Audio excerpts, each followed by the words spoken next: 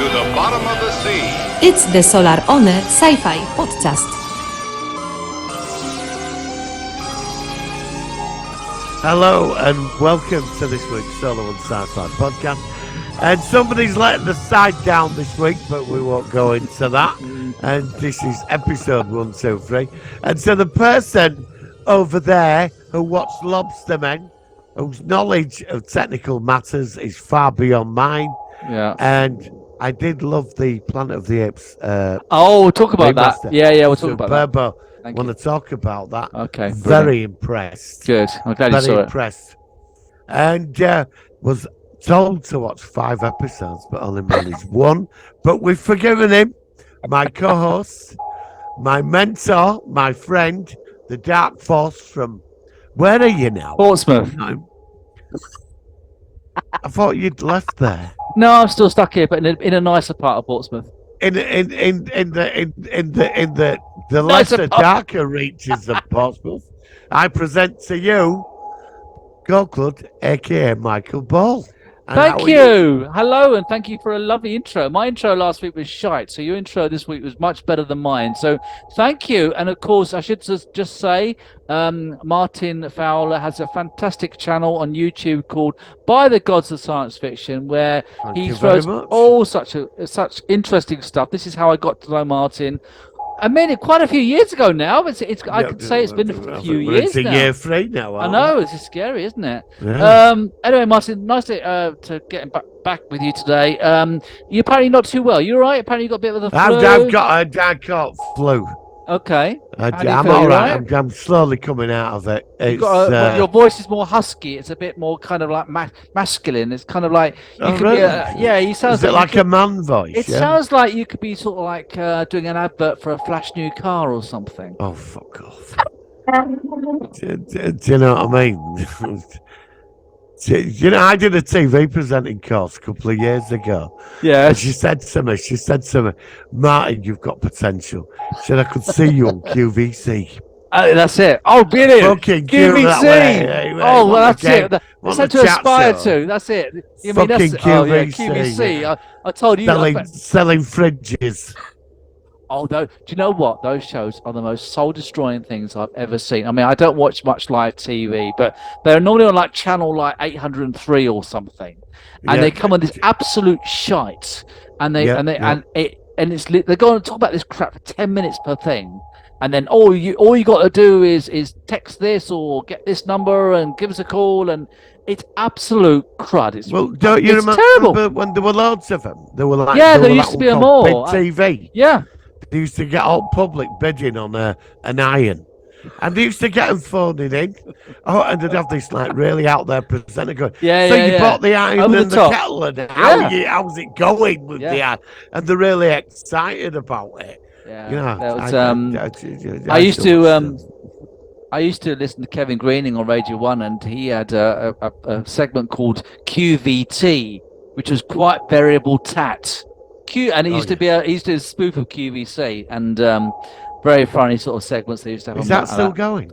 No, Kevin Greening's dead. He died. I'm a big fan of Kevin Greening. No, QVT. I don't know about QVT. I don't know about QVC. I assume it's somebody's watching it. I don't know, because I don't really watch live TV. I have no idea. I don't know. Live TV. The only thing is that's on live TV, which is Doctor Who. Which I've actually heard. I don't know if you heard this news today, although it's a sort of news segment. We could just go with it sort of randomly. But apparently, season 14, it's going to have a Christmas special. But this Christmas? No, next year. We're going to get nothing this Christmas at all. Apparently, we're getting nothing at all. Nothing until November next year, right? Right. And then next year we're going to get a Christmas special. Then apparently, season 14. I don't know if that's inclusive of this Christmas special. It probably isn't. It's only going to be an 8-season or series. Just to be 8 episodes for the whole series, which is the shortest. So I thought that if Russell T Davies is coming back, the episodes will be getting a bit longer again, especially with the Disney Plus input financially. Yeah. So I don't think that sounds too good. But I've got a film challenge for you. Oh, okay, go on. I like a film. Well, it's sort of. Well, I don't know what it is really, because I Do you remember Burt Lancaster, Mhm. the actor? Yeah, Burt Lancaster. He did a film called The Swimmer. Okay, not heard of it. Well, it's I don't want to spoil it for you because everybody that watches this film don't know what the fuck it's about. Right? No, I You want really me to do see want this, you do you? to. No, I bought it. I actually got a copy. I found it. I had to Okay. pay out for it actually, Right. because it's quite hard to get hold of. But I got it, and the film is completely, utterly pointless, but it's fascinating. Why is it about a without guy. giving? Go on. What is it about? Well, it's about a guy that turns up in your back garden in his trunks, and he swims in everybody's swimming pool on his way home, and meets people. And that's the gist of And the there's story. loads of artistic visual shots. All right. So It's called The Swimmer, and I challenge you to watch this. All right, I challenge you to watch this. I do. Yeah, if you were brave enough to take on the Lobster Men. Oh, bloody hell. The Lobster Men. Oh, my God. All right. Okay. I mean, if it's that interesting, is it podcastable? Is there a segment we could do for a future show? Is that what you're saying? Or is it just It's something? a fascinating. Nobody knows. They've reviewed this film. Loads of experts. They don't know where it fits. All right. The Swimmer. I'll look it up on IMDb. This film is how you interpret this journey of this man in his trunks heading home. But that's all I'm going to tell you. I'll tell you another series I want to review with you at some point as well, Go which on. is Black Mirror. Yeah, I'm up for. I'd like Black to do Mirror the is McAllister really episode. good. I've only seen. I don't think I've seen all of them, but I love all the actual episodes. There's some really great concepts, not only about AI and stuff like that. And I think we can have a good conversation about that. So the woman that gets put in a prison, she's only in there for like a minute, but she thinks she's been in there for 1,000 years. Well, Deep Space Nine. Virtual prison. Deep Space Nine did that with O'Brien. I'll let you have a cough. Sorry, Martin. Don't worry, that's fine.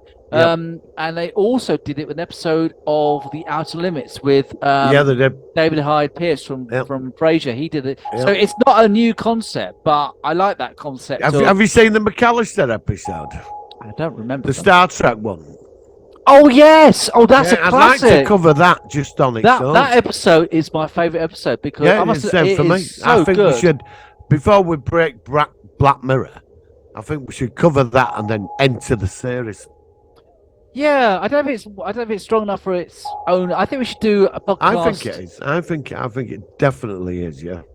Yeah, or maybe. Yeah. Okay, I could do that. I mean, I'll have to think about it. I know it's dark, but I always have to think about doing the graphics. Yeah, okay. Let me have a look at it. I'll see. Maybe and we are going to have to do a Christmas video special as well. Oh, what an intro! Well, like just wishing everybody. Yeah, we'll do that. We'll have to do. Last year we did Space 1999, really funny intro, which I was quite pleased with. So this year, we'll have to think of something. I don't know what we could do though.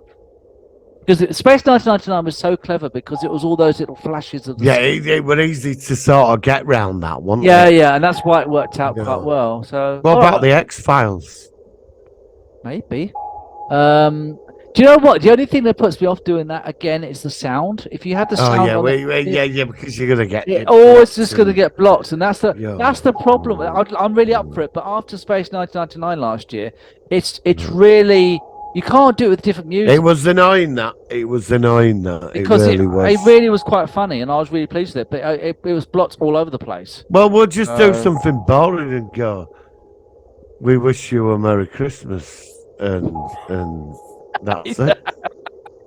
I'm sure we could do something. Yeah. All right. I'll have to think of. I don't know. We'll think about that later on. So, shall we talk about our focus of the week? Are you ready for that? Or you know, of course, I'm ready. Yeah, I've been waiting for this all day. Oh, even though I sat through all of For All Mankind when it had to be done in season 1, and how can you watch this, Martin? And For All Mankind. No, I mean, look, Andor. You did get me into it. You did, but I did watch it in a weekend. It's funny. I watched The Mandalorian again this week, and I should have been watching. And you should have been watching. Yeah, I know. But I didn't. And I just thought this series is so Star Wars. It's so solid. And then I thought of Cyril. Yeah, Cyril, the security guy. And I thought, how can it be the same franchise. It was just ridiculous. Anyway, let's go into the focus of the week. This is an interesting one. Here we go. It's the Solar Sci-Fi Focus of the Week.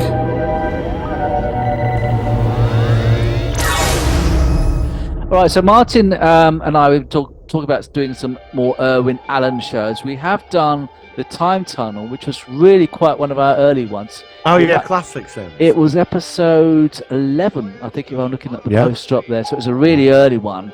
Did they also do the original?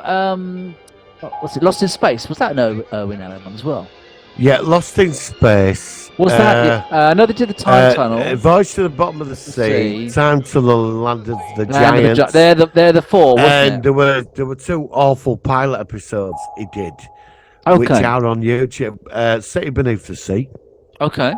I bet you've seen that. I've heard of it. He did one with the dude from Time Tunnel. Oh, No, not the man from the 25th century.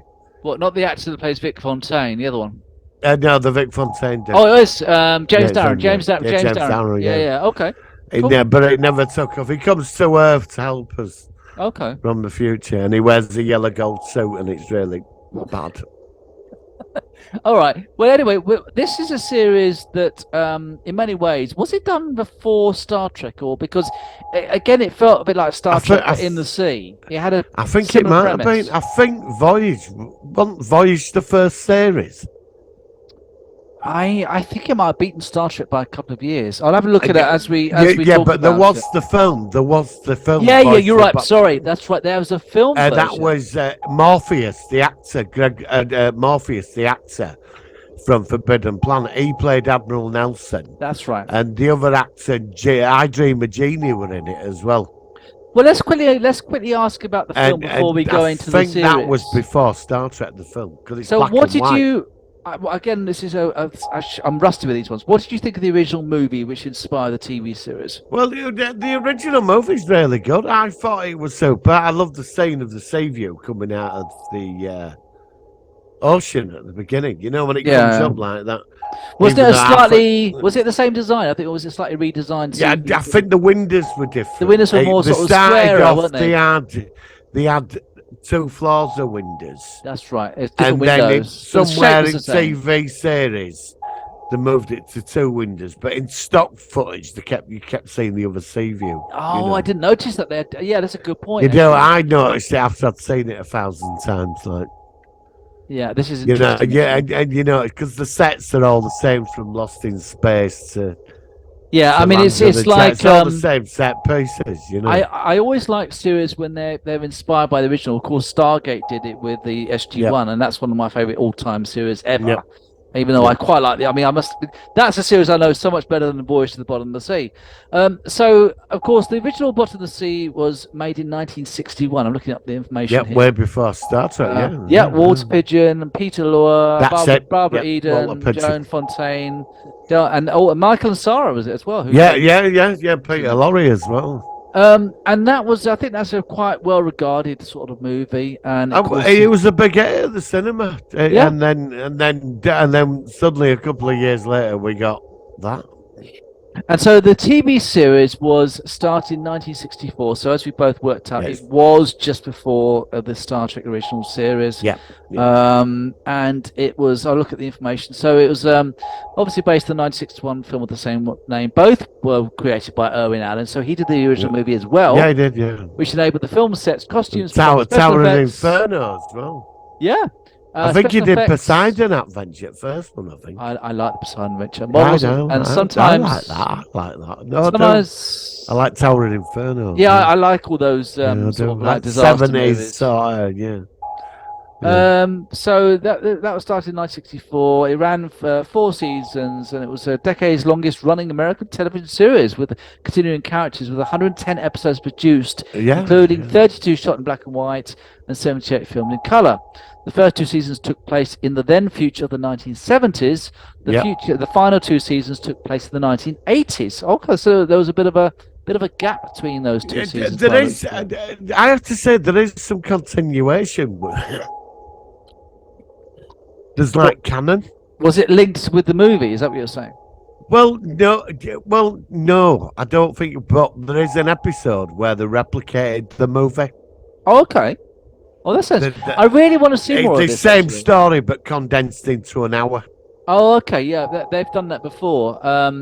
People say that the Rise of Skywalker, not the Rise of Skywalker, the first of the sequel Star Wars movies was in many ways a remake of A New Hope. So, Well, it yeah, won't. Well, it won't. Will it? yeah. Would have blamed So rip what off, I'm wouldn't saying it? is, yeah. So not we're going to start going on about that. Although I brought it up, but it's interesting. So I mean, you said how you thought that the first couple of seasons were quite sort of good standard sci-fi ideas or good characters Right. and good. What happened? Because you Right, said in it the changed. early 60s, Irwin Allen took science fiction. This is Took it what's seriously. weird, right? The first series, The Lost in Space, is quite serious. Right. Right, Dr. Smith, he's really evil and nasty. He's out to screw them all over. Right. And then second season come, they got into colour, and then it became the Dr. Smith robot Will Smith show. Right. And it got outrageous every week. That's It what was put me just- off. I've got put off. Yeah, by well, that that's what series. put me off. Yeah, yeah. And that's why Now, that's why I've Voice- got a copy of it now. Voyage at Bottom at Sea, the first season was black and white. It were them going on secret missions. Right. That's the ones You I've know, seen. in- Yeah, the in early this ones it was. super Yeah. submarine keeping Yes. world peace. Yeah. They take out a secret weapon somewhere or some baddies. And I think there's about 2 alien episodes in the first season. And they were very mature stories. They were very good. Like In like the a sort of first Star season- Trek sort of like original series. Yeah, sort of, you were going that way. Yeah. There's one, Robert Duvall, but this is like his first. Yeah, you acting mentioned job. him. Yeah, Robert Duvall, who's a great. And this is why I should have got the episode name. You would have enjoyed this. Yeah, I wish I'd They seen find there's an earthquake and they find an abandoned city on at the ocean bottom. it. Right. And there's loads of tubes, and they bring one aboard, and they find an Actually, entity I remember within this. the tube. You probably I don't. actually do remember this. Now you're saying Right. it's coming back to me now. And they existed. They owned our planet 1,000,000 years Yes, before us. that's it. That's it. And they were more advanced. And so this guy, he looks at us and thought we were all a bit primitive. And it ends up his blood is like a deadly virus to us. And he's gonna Infect kill the world. everybody Yeah, on that's the it. planet Yeah, and then that's it. Yeah. resurrect his people. But Nelson sets him up and puts oxygen into the room and blows him up in this That's room. it. Yeah, But it's like he's got no choice. He's got to do it. it's got the it's like it, and then necessity he to save the world. nukes. Yeah, that's It it. torpedoes this Great story. abandoned Great city. idea. That's a good story. Yeah. And there's one with an alien that crashes on Earth in a saucer and everybody's trying to attack it. But the alien's peaceful. But the alien says, if you attack me, my race will come here and wipe your planet out. That's it. And there's like a mature thing about it all. And That's the strange thing. That's the strange thing. and then season 2 came. And my God, it I don't know what happened. Is it were, the same? It were Alien of the Week or Monster of the Week. Is Giant it the same plant as like Space 1999? The first season is considered very, Sort very of, high. yeah. And then season started 2 off it completely very well and changed. mature. And then season 2 completely Yeah, changed. it became insane. I mean, it were plant monsters and crew couldn't handle all this weird shit were going on every week. And time travelers in spandex silver suit with disco lights on Yeah, and all this, all these aliens and all these things. just wanted to take over. just to, They all focused on the bloody submarine. yeah. Every week, there were. I mean, there's one fucking weird episode, like with puppets. Okay. With puppets, and they're all teleporting around you. They're like puppet versions at crew. And Oh. Vincent Price is like, he's with them. And then there's the plant people where this guy, he makes out he's a gardener, but he's got a box of soldiers, of plant soldiers, and they're going to grow loads of plants on submarine and spread them around worlds and time travelers. And it got really, and then there were a leprechaun that turned up and they had to stop the leprechaun because his evil brother were going to destroy the world because he wanted his gold. Well, and then we got the Lobster Men. So I was going to say the Lobster Man. I think that was season The Lobster 4. Man, yeah. I think it was season 4. I think it's one of the later yeah. ones. So you're saying then from season 2 onwards until the end, it was when it really started to have some really daft ideas. Is that what you're saying? I mean, look, the concept of Seaview is pretty cool. It's a beautiful submarine. Yeah, lovely design. I think it's better looking than Sequest. I mean, that was my next question because there is a parallel with Sequest DSV. So well, I was yeah, going but to ask that you was about same that. with that. Yeah, but that happened with that, didn't it? First season of Sequest, it was quite environmental. Right, and, yeah. You That's know, what they it's all came about. across like the odd weird thing, like a ghost, or they met aliens once, but they went about it in a very sort of clever way. Yeah. And then season 2 came, and with it, they just lost the plot. It with all this weird shit going on. Irwin Allen loved it. But Irwin Allen was the producer in the entire duration of Voyage to the Bottom of the Sea. So it's surprising that if he had more of a mature attitude to the first season, that he decided to make it more of a generic monster alien of the week kind of thing and lose some of the quality in the writing. Maybe that's why it's not so well known as some of the other shows that we've been talking about, which is why perhaps I'm not so. I don't know. Voice at bottom, I'd say what his biggest. It outlasted the others. Do you think? Yeah, maybe. Yeah, I mean, it lasted what? Time 5 seasons? Tunnel, yeah. Time Tunnel was only 1 season. Yeah, Land at Giants 2 seasons. That was 2. Yeah, that was 2. I think Lost in Space were 3 or 4. Yeah, I never got into Lost in Space. The original. I like the remake of Lost in Space, but I didn't like the original. Yeah, I preferred remake. But yeah, I love the thing of. I liked Admiral Nelson. I liked the guy that played Captain Crane. I did like the crew. There's a lot I love about this series. Yeah. There really is, because it's. I mean, I'm tuning into episodes even now, because the episodes are so batshit crazy.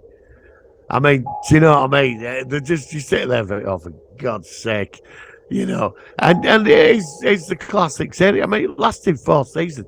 There's over 100 episodes. There was. So it was a big hit. Well, David Hedison played the captain, and of course, I remember him very well for being in the original version of The Fly. Oh no, The Fly is the one I remember him from. Was he in The Fly? Yeah, he was the one that ended up as having his head displaced, wasn't it? Oh, was that? That was him. That's what I remember him from. Of course, he was. I thought that was Vincent Price in Fly. Vincent Price was the brother.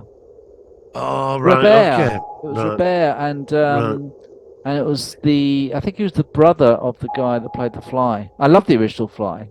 I prefer the remake. So that's David Ellison on the web with the spiders coming to but you see his head when he's looking terrified as the spider. It freaked me out. That was him. As a kid. That was one of the most terrifying things I saw. Yeah, it when was I was for me. growing up. Yeah, no, it was and for me. The way he was screaming, and you saw him, and he sort of like his face was sort of white and had a web over it, and it was like slightly distorted, even though, and it was really, really frightening. And that was him. That was David Hedison. Especially for that time. Yeah, that was really ahead of its time. So that's why, and of course, I do remember him from being on James Bond as that American. I think he were in Bond twice. Actually, Felix Leiter. Felix, that was his name. I was trying to think of this character. He were in the one with Timothy Dalton. Was he? Oh, I didn't know. I thought he was only in the ones with Sean Connery. You know where Sanchez. Oh, okay. Kills his wife. That's him, yeah. Felix's character was there's a different actor to play. He's been in a more recent one, Felix. But yeah, and I'm going to talk about the original Felix. But yeah, he might have been in Live and Let Die, actually. I can't remember. Anyway, but Richard, what's this? Richard. Hang on, I'll get that up. Admiral Nelson. Richard Basehart. Richard Basehart. Well, he's an established global actor. He was like a big movie star, eh? He was exactly. His voice. He's like, because you look at his voice, he's got one of them voices like James Mason. Yeah, which really sort of stands out. You know, he does loads of like documentary voice. Yeah. But he had an amazing career, did Richard Basehart. Plus, he's the voice for Knight Rider as well at the beginning. He is Milton Knight. Yeah. Oh, he's the one that does the Who narration. of the created opening Knight Rider of the titles. car. Yeah. I didn't know that. Yeah. Now that's something I've learned. Yeah. That's interesting. But Admiral Harriman Nelson, the scientific genius who created a ridiculous device to defeat the week's alien effects. And the sound effects were just insane. You know, the sound effects. You know, I love those the cheesy voice sound of Bob. effects. Yeah. I love the six. And when the aliens teleport, it's a big puff of smoke. They always teleport, or it's like they pause the camera and start again and vanish And very they'll quick. bing like that. Like, well, you think of, you know, brilliant. No, I know. You know. I mean, I do. Yeah, I'm a fan. For me, it's the best Irwin Allen one out of the other three.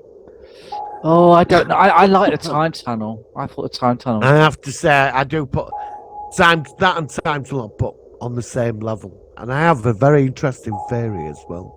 Yeah, go on. If you're, I know you're struggling at the moment. So, what's your theory?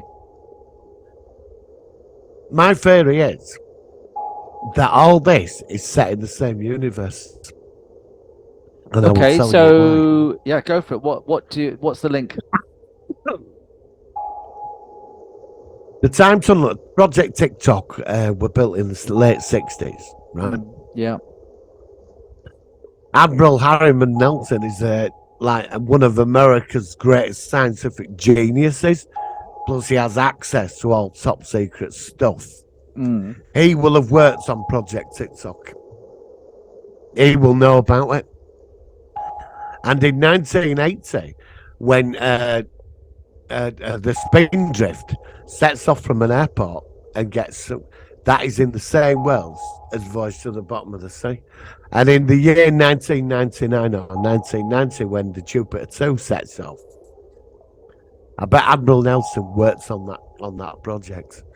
And I believe that Lost in Space, Land of the Giants, and Time Tunnel, and they're all connected. It's all set in the same universe.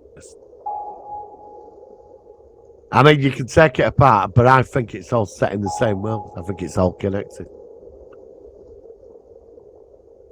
I can't hear you. You've gone quiet. I don't know what's going on. Hang on, let's just try again. I can hear you now. Yes. I don't know what that was. That was I Right. just maybe the lead was slightly out of the actual USB. Sorry about that. Yeah, man, that happens to me. That lead drop. Yeah, I was leaning back. Quite annoying. Doesn't it? It is annoying. It's my new setup. But you used to say that about UFO and Space 1999, didn't you? You used to say that they were linked up as well, didn't you? Well, it is the same universe. Yeah. Yeah. So that's what I'm saying. So it could well be that. But Irwin Project TikTok, I reckon Admiral Nelson works on Project TikTok. Okay. He was one of the founders of it. He also designed the technology from Project TikTok. Part of it went into the Jupiter to fly at light speeds into space. Okay. Yeah. Do you know what I mean? Yeah. I do. Yeah. Well. That is my theory. So, how did the series end? How did it sort of culminate? I mean, you said that you didn't get to the end. Is that right? Well, I've sort of seen the end. I think it just ended up with another ridiculous threat, and they just went off. Was it like Star Trek's Turnabout Intruder, kind of like just an ordinary standalone episode? They just carried on doing what they were doing. I mean, there's 100 and some episodes where this submarine gets attacked by everything every week, and they want to use that submarine to conquer the world. I mean, the way that submarine shakes about, everybody would be dead. Red Dwarf. Have you seen the episode when they're all shaking about? Well, they just go like that. They go like that, and then they go like that. You're in a submarine. How much does it weigh? 60,000 tons or something? You know, and then it's shaking. It's like 200-300 foot long or whatever, and then it's shaking around like you're gonna be splattered all over bloody windscreen, aren't you? Yeah, but you could say that about Star Trek, but they say that they've got inertial. Yeah, but they have inertial dampers. Exactly, you know that. You know, I know exactly. I know. I'm just. You know, but it's. I mean, it's like when they're having a punch up. There's always with Irwin Allen when you go flying into a computer bank. Yeah. Sparks come out all over all the time. Yeah. I mean, they've got an electric room. It's where all circuits are, and if there's a punch up in that submarine spinning around everywhere, it don't like you. Do you know what I mean? I do. I don't. But I love it. I love Voice to the Bottom of the Sea.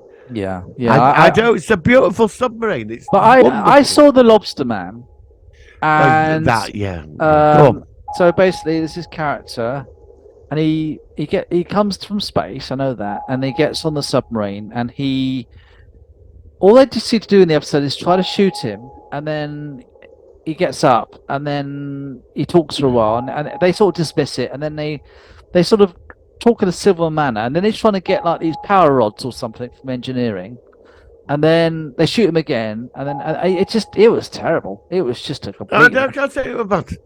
It was But awful. it's like, why would a fucking lobster man land on their submarine and want their nuclear power rods when he's got a fucking spaceship? Yeah, it was bizarre. Do you know what I mean? That was really bizarre episode. I love it when when it opened. When that pointless little pod it were in, it opened and it got out, and I love the crew's reaction. Like they're really freaking out. Like, you're freaking out, man. You're seeing this shit every week. But you get aliens a lot, is what you're saying. Aliens were quite common in the series. It is ridiculous. I mean, not just aliens. I mean, there's a guy at Time Travels, and he built a watch, and he just time travels in, and he steals the submarine, and he does like cruel things to them all with his time travel watch. What sort of things does he do? Well, it's like Admiral Nelson suddenly in a room, nobody's on board the ship because he's teleported them all out of time or whatever. Then he's like having psychological issues and all this, and then he takes the submarine back to American independence because he wants to conquer America with fucking submarine. Oh. And he's like, all he's done is just invent a watch, but he needs a power source. He needs the reactor on board. So the same thing that like the Lobster Man was after the stuff on the power source. Yeah. I mean, you travelled halfway across the fucking. So everybody's galaxy. after the power source and those. Okay. Well, it seems to be like a lot of the alien invasion thing. I mean, there's one where they do stop alien invasions. That there's one where like there's an island full of UFOs and they stop that, or dinosaur monsters. I mean, there's one where you get the mad scientist that grows big, ridiculous monster things, and there's one where this fella grows like really tall, and he's got the fucking Savior in his arms, and he's all flying about. It's underwater like that, breathing like he's grown this big like monster man. He's like, no, yes, right, like that, right, and Saviour's letting off electricity. And this guy, well, just snap the fucking thing, do you know what I mean? And it's this same thing like the android invasion one's hilarious. I will see all these. Like I said, with everything else we've been doing, I've not had a chance. I'd have a few beers if I. I think it's all right with a few beers. Definitely. Yeah. Okay. Yeah. Well, look, we've got the usual Zoom pause coming up now, so we're going to just come out for a second, and then I'm going to ask your final thoughts on Voyage of the Bottom of the Sea. So we'll be right back. Right, so we're back. Martin, so what, in the end, how would you think that Voyage of the Bottom of the Sea will be viewed by people, and are you pleased with what it is for what it is? I grew up on it as a kid, so it was it was out at prime time television when I was growing up, once a week. I think when I saw it, it was on Channel 4, like on Sunday mornings about midday. I know that wasn't the first showing, though. That's when I caught. I remembered it as a kid, but I was about 4. Okay, yeah. And it was like, it was on about 7 o'clock, and you were probably going, it was just there. Mm-hmm. But then Channel 4 started showing it all the Irwin Allen, they showed all those series at that time. That's how I got into them. Pretty crazy, really, because my family got right into it. Mother thought it was hilarious. Yeah. They used to even though it didn't mean to be hilarious. It was. It was like late morning. I remember my entire family, because I used to go visit them on a Sunday, and I'd spend the day around there, and it was on. We'd all watch it together, and it was fucking insane. And my family loved it, and it were a bit of a thing for a couple of years. on Yeah. a Sunday. We all Yeah. watched it together. Absolutely. So I've got nothing but good memories from it. Yeah, I For need me, to see it a yeah. bit more. Yeah. It's one of those series which I have seen. Like I said, I do remember the Robert Duvall one once you started talking about it. Yep. And of course, I have seen The Lobster Man, which is not obviously the best example. Yeah, But I can David see- Henderson wasn't happy with that.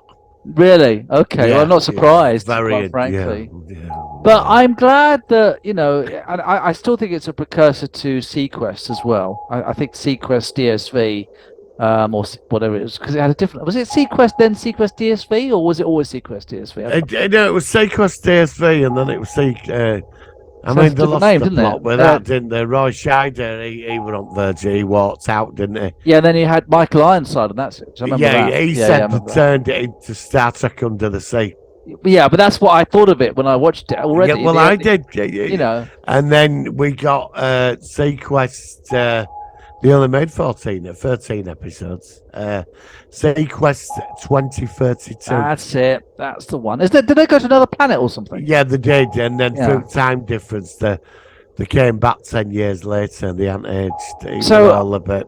I was going to ask, but I suppose really the question's already been answered. That really, Voyage was not Star Trek in the sea, because at least when it started, it was before Star Trek. Yeah, it was about a submarine that I went wonder on then. secret missions and kept world peace and But do you think? investigated unusual things. Do you think that some of the elements of then A Voyage to the Bottom of the Sea were integrated into Star Trek? And when that was made, maybe some of the influence of it, they're exploring the sea in that series. Star Trek was exploring space. There is some parallels. I wonder there, whether they suppose. might have had some influence on the actual Star Trek franchise, or the actual original Star Well, Trek yeah, series. what were interesting? I mean, a lot of the big science fiction in America at that time, like there've been a few serious movies, but it's still science fiction was seen as still a bit, Yeah, a bit out of it, not yeah, the- but, unique. and there were money in it, and the more ridiculous it was, it got an audience. And then Gene Roddenberry's Star Trek came along. Which, of course, has some great serious sci-fi story concepts. That just changed everything. That's right. And it were like Voyage were coming to the end. When Star Trek came on, these It would have series been in were its sort of- season 3 or something by then, wouldn't it? they were dying out because Yeah. people suddenly were watching. Oh, this is serious. This Yeah. I like this. Yeah. This is But- really. But the Twilight Zone was made before Voyage, and that has some Yeah, good well, serious sci-fi. yeah, so but it's that not. was- It's different. Yeah, but that one of them mystery series, wasn't it? Every week you watch it and something strange had happened to some individual. But it had good somewhere. adult ideas. It wasn't like a farce. It did. That's yeah. the problem with Voyage, and that's why Voyage perhaps in some ways is not as well highly regarded as some of the other series. But I think because they were in black and white and all that, and Voyage and Land of the Giants. Well, I've got to admit, I mean, Land of the Giants were quite impressive. Yeah, I thought so. with the I've got effects, nothing. I think that was think very good for its time. I have to say, I mean, that was the most expensive production. Well, we're going to review that in a future episode. But, Yeah, Land of the definitely. Giants. But it's when Star Trek came along, because it were in colour as well. It just changed the game, did Star Trek? So I suppose we should sort of finally ask what you'd rate it out of 10 then, from what you've seen. Well, because they say it were a family thing in the 90s. I fuck this. It's Christmas. I'm gonna get shot down for this. But I don't care. I'm gonna give it fucking 10 out of 10. Oh yeah, okay, all right. Because I had to sit through 12 fucking episodes of Andor and Cyril and his mother. Right. Cyril and his mother and Voyage to the Bottom of the Sea. I'm going to give I'm it sorry. my limited. What I've seen limited wise, I have seen The Lobster Man, which will knock off some points, but I would at the moment I would give it probably a 7.5 out of 10. I like I'm it. surprised. I need to see You more of it. surprised me there. Why is it too high or too low? Yeah, I think that's very. I can that's see very it's. generous. I think it's a good concept show. I do. I like the era. Yeah, I there like is it a for what lot it there. is. I like it for what it is. So even with The Lobster Man, At the moment, Come on, it's but got I still, the flying sub. yeah. And, How cool is and the the Robert flying Duvall sub? episode I'd forgotten about, but that was good. And I can see it's going to be like Star Trek has some real stinker episodes. All science fiction series. Spock's brain. Yeah, exactly. Spock's brain. Or I can think of so many episodes from the various Star Trek series where you've had some god awful episodes. Oh God. And then you've had some real gems. So Yeah. I'll give it a quite high rating because I can see that it's really, and it's got a good cast. It's a long-term series. It made 100 and some episodes, and I do like the cast. I like him. Yeah, I like the cast. I mean, the cast is really good. I like Richard Bates. I think he's great. Do you know what's good about Richard Bates? When he gets these like megalomaniacal villains, he'll have these speeches and stuff, won't he? He'll have his grand speeches. He sits there behind his desk when this like villain's going, and I'm going to crush you and then take over your planet and destroy. He sat there like he pulls these faces, and he's like, right then, I'm gonna. Well, that's what you think, but I'm gonna end up screwing it up for you. He's not stupid. No. Because he's an admiral as well. He's an admiral. Yeah. There's episodes where he becomes quite ruthless, where he will sacrifice everybody on that ship to keep the peace or protect that planet. He's like that. Yeah. So I have to give it a 10 out of 10. Good for you. Really Why not? Why not? Absolutely. And I thought 7. I thought very generous from you. No, that's all right. I mean, like I said, once I've seen more, I've got the feeling it probably would stay at that level. I can see I've seen it enough to know that it's a very good quality show, but it's also got the wacky element, which is why it loses a few points, which is a natural thing. And it's better than Star Wars Andor, which is the biggest compliment I can give, quite frankly, after that series. Oh, by the way, I'd like to happy birthday, my friend. Thank you. Yes, the big 50. I would have sent you a card, but oh no, don't worry. I got your message on Facebook, so thank you. Okay. I appreciate that. That's very kind of you. Thank you. We're going to be having something to eat and doing something soon. Actually, as soon as I've done this, I'm going to shoot off with the family and do something there. So, but I wanted to do this anyway, which is good because also having a birthday on the Wednesday is not the best day of the week either. So we're going to sort of like probably do something on the weekend. So, but thank you. Okay. Yeah, 50 is a big one. That red line which I talk about, which I've crossed now. So I mean.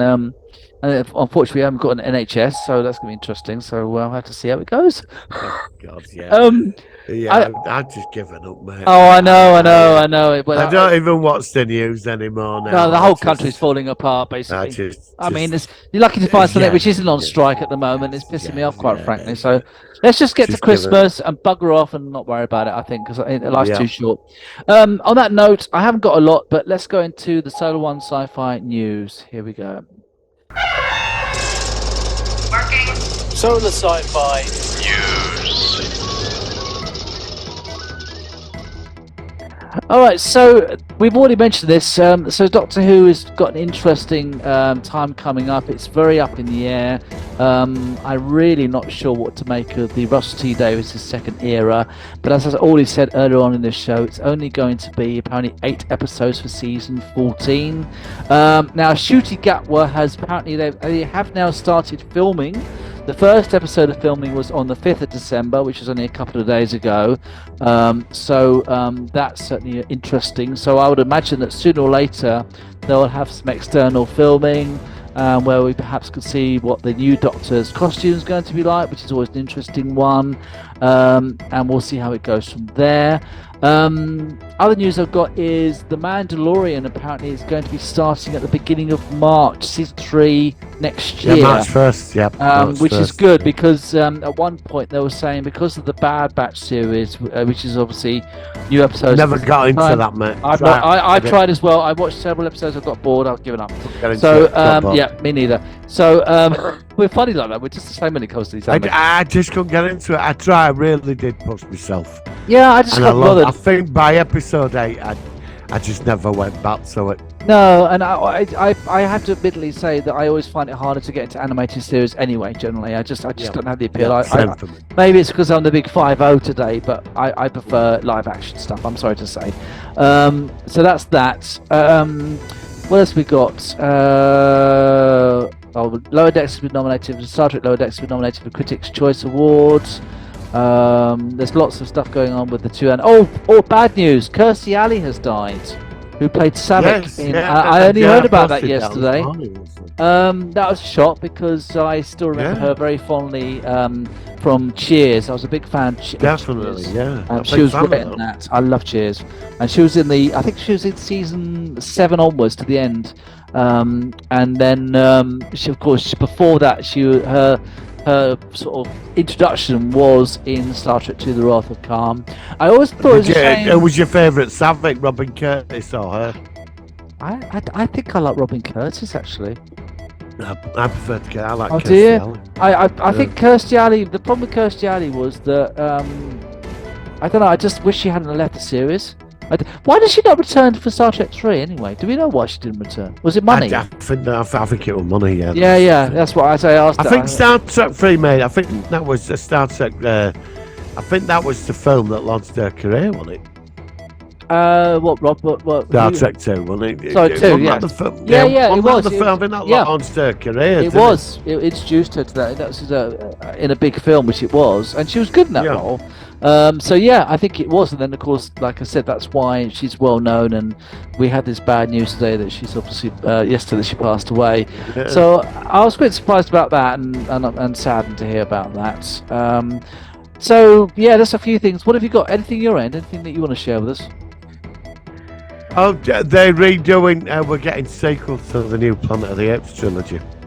Oh, actually, I've got something at the end of this podcast. They've already got the scripts together for them. So this is going to be, what is it? Some more movies, or it's another 3 movies? Three movies. It's the next step in the trilogy that has just gone. Wasn't it self-contained at the end of the last trilogy? Well, they moved to that valley by the river, didn't they? At the end. I suppose it could have been left open or something. But don't forget, in the first film, they lost the ship. Right. The Icarus, the Liberty. Launched into space, and it was lost in space.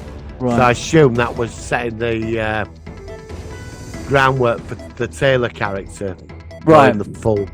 Yeah, because we even saw Taylor, didn't we? In the actual in the sequels, we saw a TV shot of him or something, didn't we? I think so. Yeah. Yeah, we had something like that.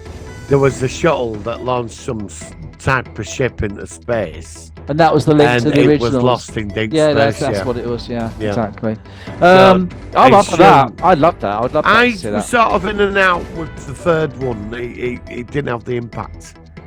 How do you compare them to the original 60s version movies? I thought they stood out. I can get where, well, obviously with the effects in that. I thought they stood out well for this decade. Mm-hmm. I mean, but obviously, I'm like you, the originals. Well, I at the end, I'm going to show something which I came across on YouTube and mixed into my copy of. Fantastic! And it's now my copy. It's now my copy of the movie. It's now. Would you mind if I put that on YouTube? Yeah. I mean, you can put the clip on, but of course, you're welcome to. I'm going to put it at the end of the show. Actually, yeah, I don't mind. Of course not. Thank you for asking. Absolutely, brilliant. I like. It was the ship. Well, the thing is, the ship is not my bit. I mixed in the sounds, and then I mixed in the original. But it was redone. The sound was re-edited, and then I because I got a digital copy of the original movie. I thought, well, sod it, let's just add that to the original. So that's now my copy. I will put that at the end. But I watched the original again with this editing, and Jerry Goldsmith's music is just so good. And I had to say, Planet of the Apes, we have reviewed it, but it's just, even seeing it again, it's just such a solid movie. It's just so good. It really is. There was a company called Blam Productions, and they got the right. They got the rights for the first 2 films. Oh, okay. And I can tell you how the apes got back into the past. Oh, because it was not. Well, it was the beginning. The end of part 2 was when they went back in time, wasn't it? The second movie. When Taylor's ship went down, Yeah. You remember Landon? Yeah. In this book, it's official. It's canon now. There were 2 books, and they're worth reading. And Landon was kept somewhere else in the Ape City. Oh. And do you remember the scientist ape in the 3rd movie? Yes, the one that got killed at the beginning. Yes. The genius one. Yeah. Well, he was sent in to interrogate Landon. Oh, because of course Landon, we saw he had his brain worked upon. Yeah, did you? Well, he's still alive. Somewhere in that film, he's in another room, and that Dr. Cornelius is talking to him, and Landon tells him, "We came down in this ship." Yeah. And we come because they don't know where exactly he is. And what happens is Cornelius, not Cornelius, I forgot the genius ape's name. Yeah, the one from He goes to Zayas and he gets an expedition to go out to the Forbidden Zone. They find it, but he don't tell Zayas the full story. Oh. He signs the documents and he thinks he's off because he's a genius at their level. Yeah. And him and a load of chimpanzees go out there, and he's invented an scuba gear, and they go under the water. Now the ship, it didn't fully sink. There was currents pushed it along. It got stuck on like a reef. Oh, okay. It sort of got wedged, and they found the ship, and they bring it up.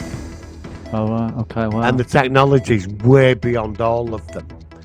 And when they're out there all this is going on in Ape City with General Ursus, and there's something out there.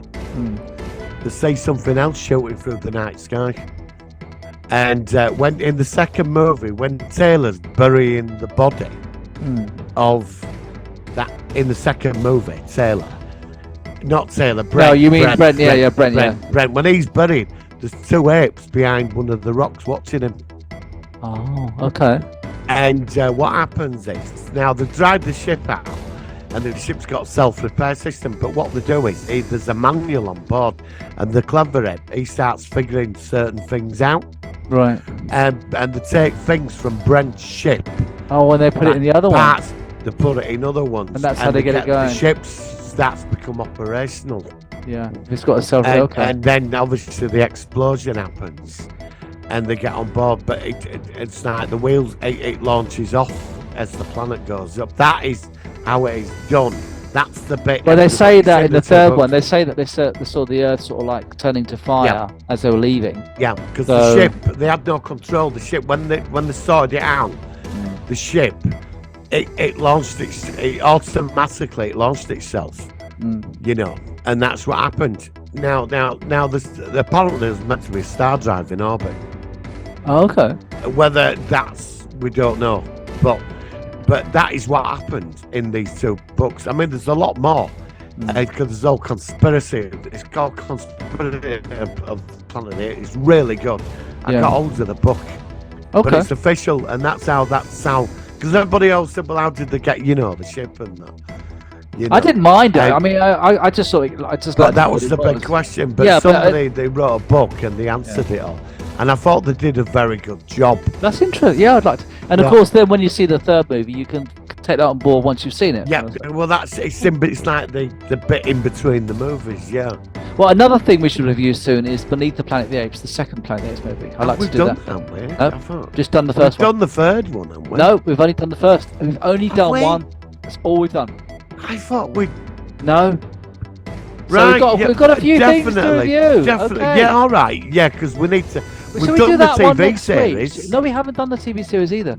Have we? No, we've talked about it. We've not done a specific... Oh, Let's do... Why don't we do Beneath the Planet of the Apes next week, as we've talked about it? And then we'll do Black Mirror the week after. Yeah, all right.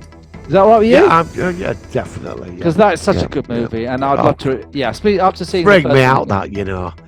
I saw that on BBC. Glory to the First time bomb on TV. Glory to the bomb and to the holy fallouts. Bless us all.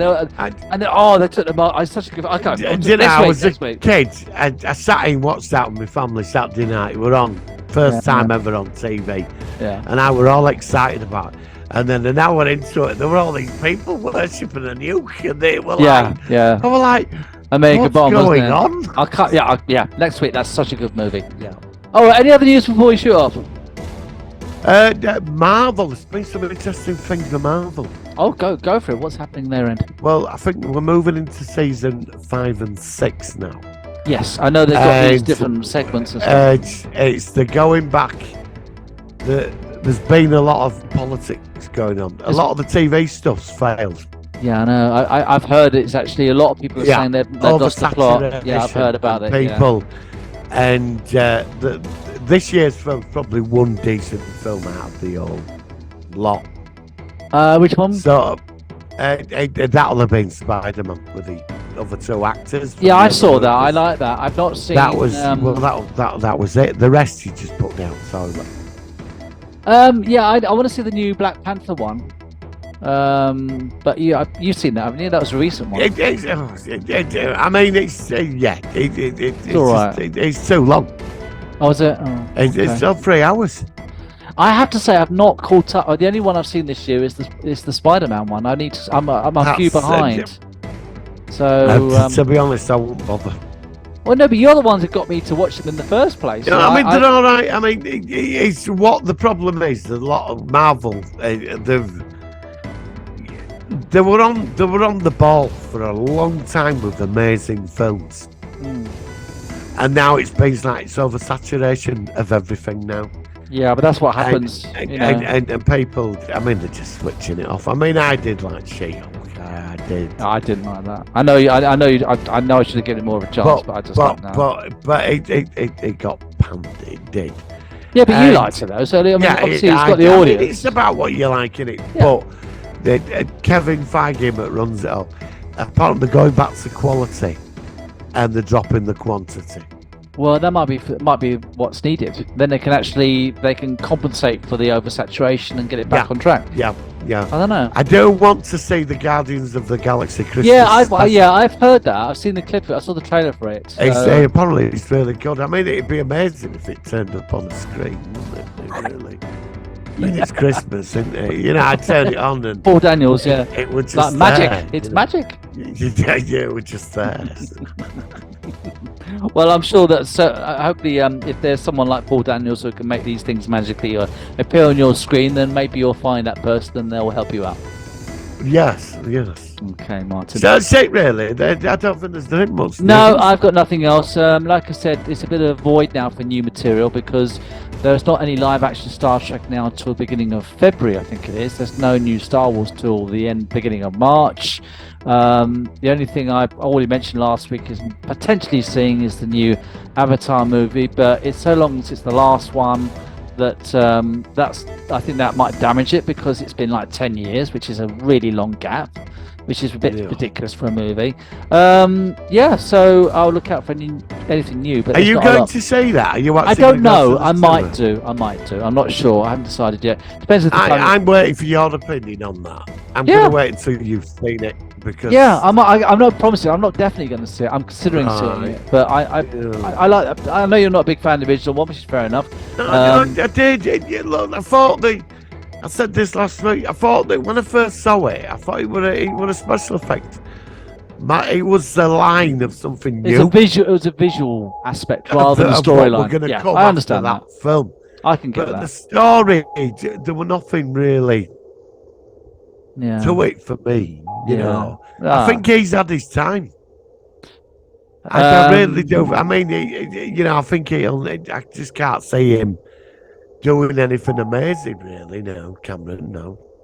Well, I like his stuff, but as you say, I don't know. Let's just see what happens, won't we? I mean, who knows? All right, Martin. Well, on that note, I think I'm just about done. So I'm going to leave with this only on YouTube. If it's the audio, then I'm sorry, it's just going to have to fade out. Sorry, people, but it's not. You're not going to get it on the audio. This is the Planet Apes thing. I borrowed off YouTube and then I put it into my copy of the film. This is a slight edit from the original YouTube clip. The sound's been re-edited and you can see where it fades in. And it's if you watch it, you won't be able to tell where it was joined from the original movie. I love doing stuff like this from time to time and I liked it so much I thought I'm going to keep it. So enjoy this And then next week we are back again with Planet of the Apes, the second original movie. And I really want to get your perspective on this one because this is a classic. So, Martin, thank you very much, and we'll see you next week. And live long and prosper. Live long and prosper.